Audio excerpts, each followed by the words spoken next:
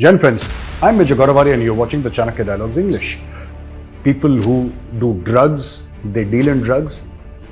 Canada has created a criminal empire within Canada knowingly. Are you like at par with the Khalistanis? No, you're not. I'm sorry, I don't care about Karima. That is what he's going to say. Justin Trudeau will say that he does not care about Karima Baloch. Gen friends, I'm Gaurav Arya and you're watching the Chanakya Dialogues English. Like this video, subscribe to our channel and don't forget to press the bell icon. Now, Bangladesh has stepped into the fight. You know what the Sri Lankan said very recently that, Canada needs to be more responsible and Justin Trudeau keeps shooting his mouth off. Now, apparently the Bangladeshis, and this is the Bangladesh Foreign Minister, A.K. Abdul Momen, he made a bold and direct claim. Canada must not be a hub of all murderers. The murderers can go to Canada and take shelter and they can have a wonderful life while those they killed, their relatives, are suffering. This is extremely blunt a statement to be made in diplomacy. But the problem is that there are many countries that are suffering because of Canada. What Justin Trudeau has done and his predecessors have done, including Justin Trudeau's father, what they have, and why is Bangladesh saying it? It's not because of Niger. Niger could have been the trigger. But you see, what they're saying is that Bangladesh has now voiced its own grievances against Canada's extradition policies. At the heart of this controversy is Canada's refusal to extradite Noor Chowdhury, the self-confessed assassin of Bangladesh's founding father, Sheikh Mujibur Rahman. So, Noor Chowdhury is the guy who shot and killed Sheikh Mujibur Rahman. He said, yes, I killed Mujibur Rahman. He's in Canada. And when you ask the Canadians, when the Bangladeshis ask the Canadians, can you please extradite? Because, this guy killed the founding father of Bangladesh. He needs to stand trial. No, Canada is a land of peace. Canada is a land of democracy. So what Canada has done is, by spouting such homilies and not taking any action, it has made its own country, that is Canada, a hub of all kinds of, terrorists, murderers, people who do drugs, they deal in drugs. Canada has created a criminal empire within Canada knowingly. And I don't know if any other country has done that. A lot of countries, because of corruption, because of the government not being efficient, or there are many reasons why these things happen in countries, The law and order is not up to the mark. In Canada, all these things have happened in Canada because Canada wanted it that way.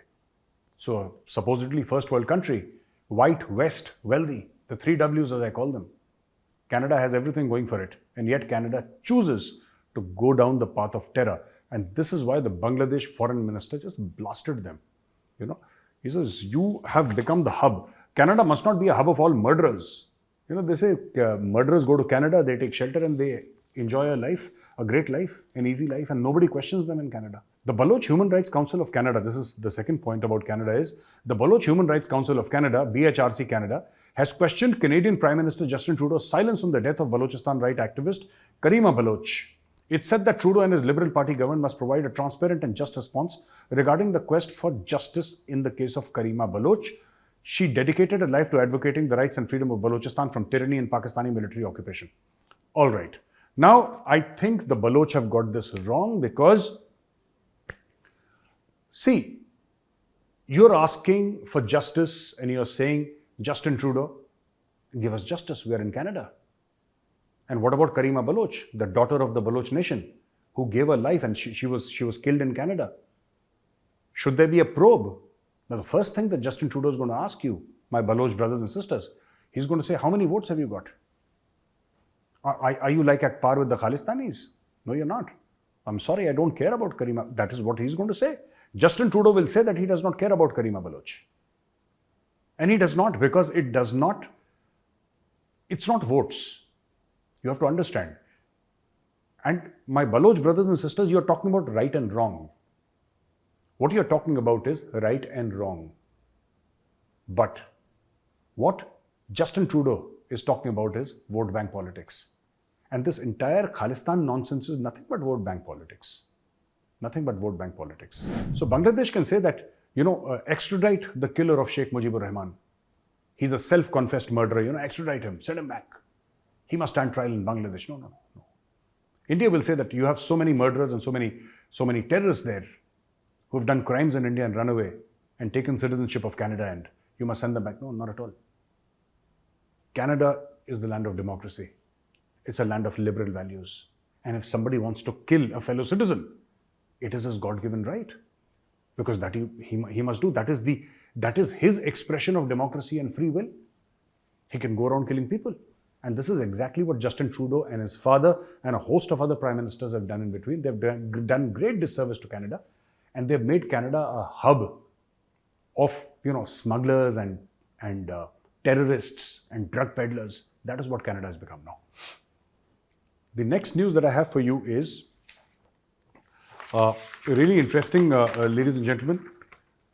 They can speak for themselves, is what Matthew Miller said. He's the US State Department spokesperson, and he was asked in relation to the killing of this Khalistani Hardeep Singh Nijjar. I said, no, did US ask India? And now tell us, they were asking, the press was asking Mr. Miller, that you must tell us what was discussed between India and the US, Antony Blinken and Dr. Jaishankar. And they started asking about India, and he said, no, you ask India about India, they can answer for themselves. I'm not the one to answer for India. So that was a good statement by Miller here, and he put the cards on the table very clearly in front of the global media. Also, the Canadian PM was Justin Trudeau was very confident, and he said that I'm sure Antony Blinken will raise the issue of the murder of Nijjar with Dr. Jaishankar. And the problem is nothing happened. Problem for Trudeau, nothing happened. They spoke about this corridor, this economic corridor. They spoke about India's G20 presidency. They spoke about future plans. Nobody spoke. Nijjar is dead. Nijjar died because Nijjar was into drug trafficking and extortion, etc. And it was an inter-gang rivalry, or probably something done by the ISI. That are the new facts which are coming out. That ISI had killers there, and ISI, finished off with Nijjar. So, you see, at the end of the day, is Nijjar the only card that Justin Trudeau has to get another term in office? Is that all? I mean, come to think of it. Now, again, Justin Trudeau, I think this guy has got schizophrenia. There is something wrong with him mentally. Justin Trudeau says he's committed to closer ties with India. How can he even say that? This man says he wants closer ties with India. How, Mr. Justin Trudeau? How will you have closer ties with India if you blame India for an extrajudicial killing in Canada and don't offer proof? The world is waiting.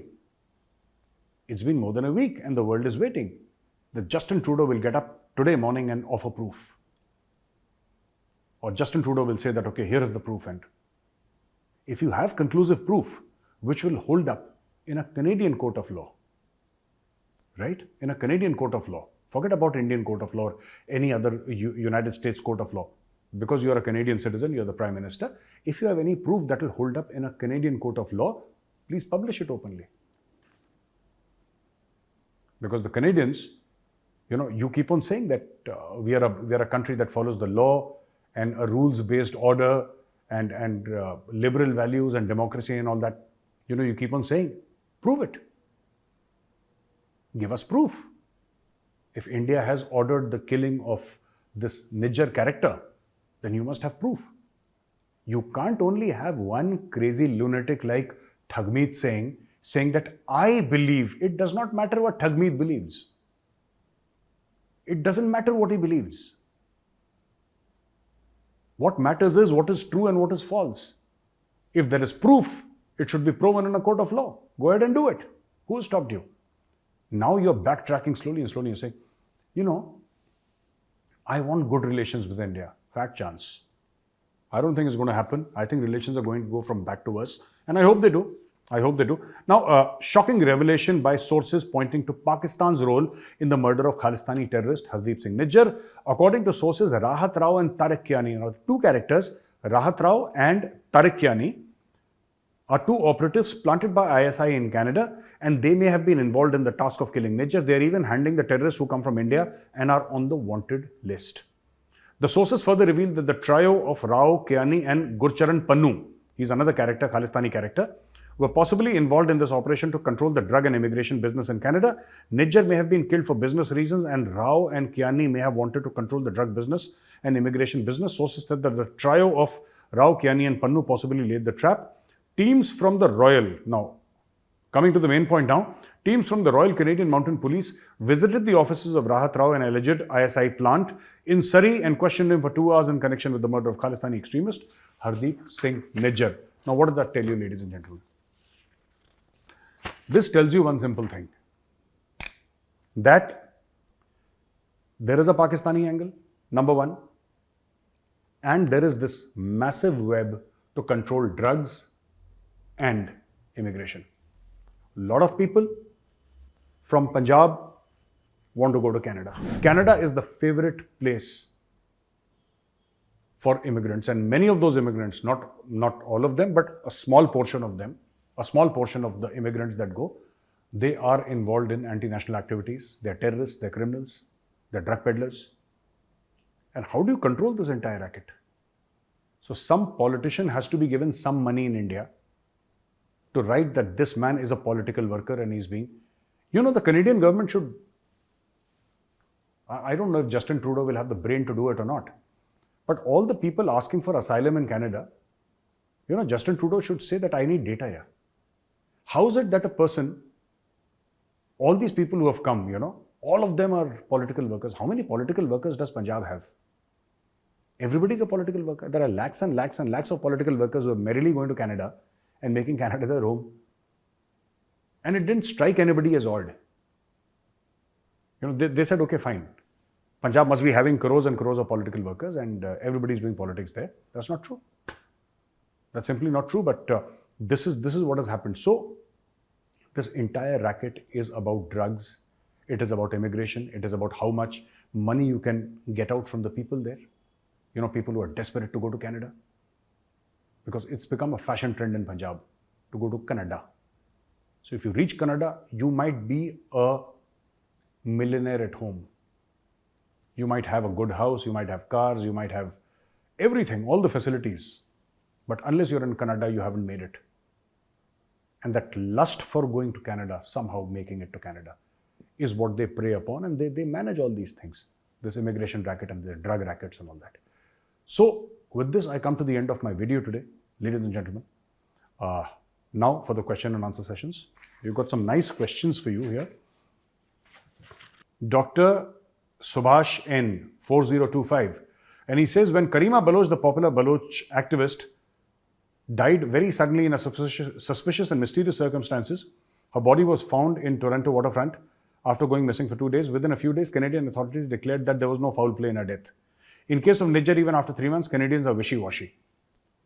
I'm telling you, this Canada thing is up for grabs here.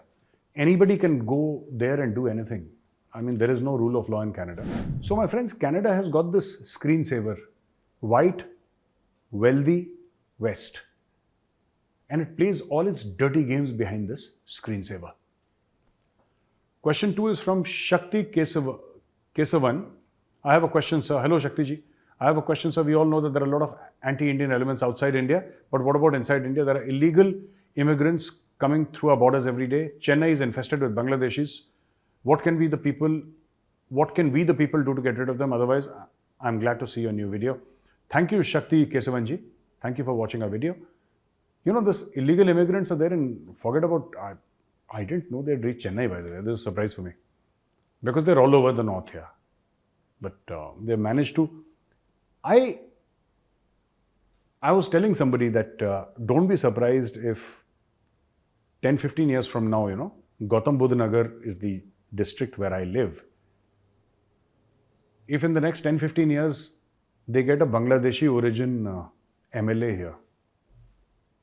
Actually, people don't know the depth of this problem, and honestly speaking, the government wanted to do something, but these left lobbies, they create so much of noise.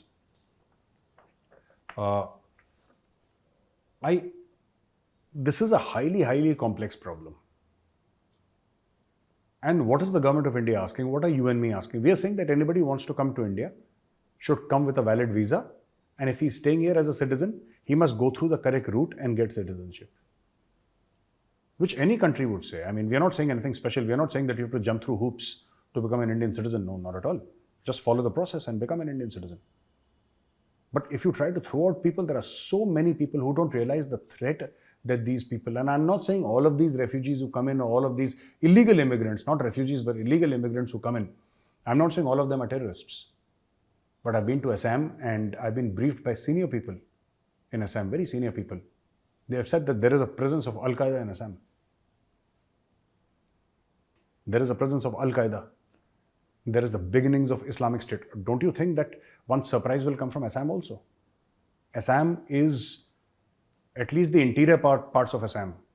You know, many people go to Guwahati and they say, oh, everything is so good, everything is so nice.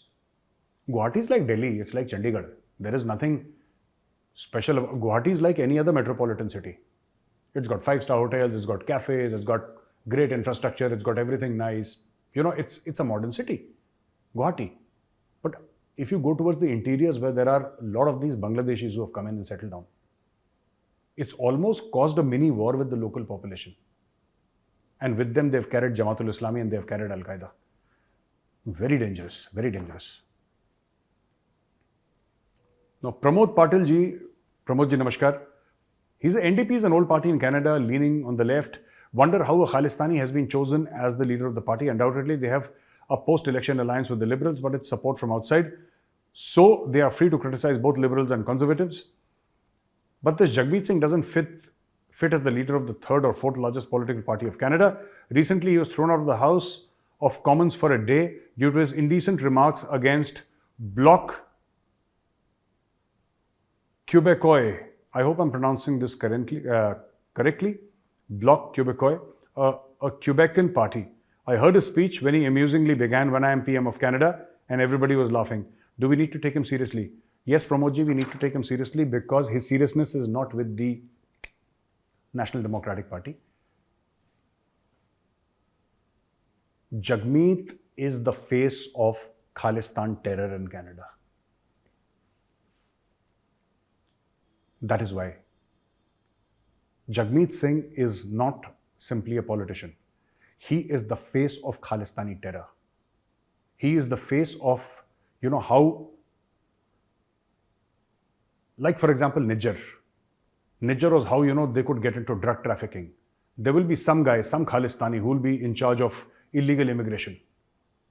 This is the Khalistani, I'm talking about Jagmeet Singh, who has risen up the ranks in politics. And you know what he's going to do? He is dangerous because this man indirectly tries to lend respectability to the Khalistanis and their drug peddling, their drug wars, their killing, their terrorism, everything. Because in Jagmeet, they have a face, you know, a smiling face. Though a corrupt face, but a smiling face, in which he tries to say that everything is okay. You know, the Khalistanis are okay and they're good Canadian citizens and all that. Though a lot of law enforcement people have now started coming in, Canadians have started coming in and saying these Khalistanis are scum, absolutely. But you know, who whitewashes the scum? It is Jagmeet Singh. That is why he's dangerous. This man, Jagmeet Singh, is stabbing Canada in the back. And I would like political leaders from Canada to find out the details of what the Khalistanis are doing. We don't care as long as they're in Canada. They can blow up the place for all I care. But the fact of the matter is they're damaging Canada and Jagmeet Singh is covering up for them. You know, when this guy, if he goes higher and higher in public life, he's going to use his political office. He's going to use everything in his political power to make sure that the Khalistanis are not touched. And they are going to spread like vermin all over Canada. That is the idea, because he gives them that facade of respectability. That is what this Jagmeet character is doing. And the last question today is, this is Neeru ji, namaskar. Jayan sir, my name is Ramya from Karnataka. I stand corrected. Neeru is the ID. The name is Ramya. Ramya ji, namaskar. From Karnataka, recently there was pressure built by the Canadian citizens and opposition parties demanding Justin Trudeau to resign due to Khalistani issues and accusations placed on India for death of Khalistani terrorist Niger, housing issue in Canada, honoring a veteran who was part of a Nazi. So my question, do you think Justin Trudeau, no, he'll not quit. Justin Trudeau is not the kind of a guy who has any shame. If he had shame, he would have quit. Justin Trudeau, he'll have to be pulled out, kicking, screaming, thrashing. He'll have to be pulled out. Otherwise, he's not going to come out. See, this guy is partners with the Khalistanis. What do you think his moral character will be? What do you think the moral character of an average Khalistani is? It's just that Justin is white and he's Canadian and he wears a tie. But the fact of the matter is, Justin Trudeau has not even, he was late in apologizing. He should have apologized immediately.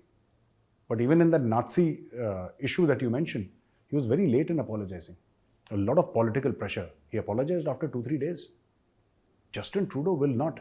He'll have to be pushed out by the voters. And even then, he'll find some means of staying back. This guy is like a typical, Central African despot. He will do everything in his power. He will use violence. He'll do whatever. He wants to remain in power. That's Justin Trudeau for you. His father was also like that. And he'll all the time use big words like, democracy, liberal values. He'll say all of that without meaning any of it. He's a hypocrite, Justin Trudeau. So ladies and gentlemen, with that, I come to the end of today's video. I hope you liked it. And if you did, please press the like button, share this video, subscribe to our channel, and don't forget to press the bell icon. Jai Hind, Vande Mataram, Bharat Mata Ki Jai.